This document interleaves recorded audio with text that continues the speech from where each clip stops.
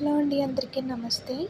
ముందుగా అయితే స్టవ్ వెలిగించుకొని కళాయి పెట్టుకొని ఒక 2 స్పూన్ల ఆయిల్ వేసుకోవాలి. కట్ చేసుకుని ఉల్లిగడ్డలు కూడా వేసేసుకోవాలి. ఇందులోని green chilli 5-6 green chilli, salt వేసుకోవాలి.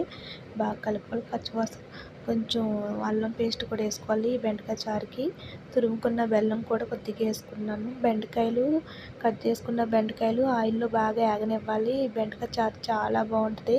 అసలు వేరే లెవెల్లో ఉంటుంది. అంత టేస్టీగా ఉంటుంది.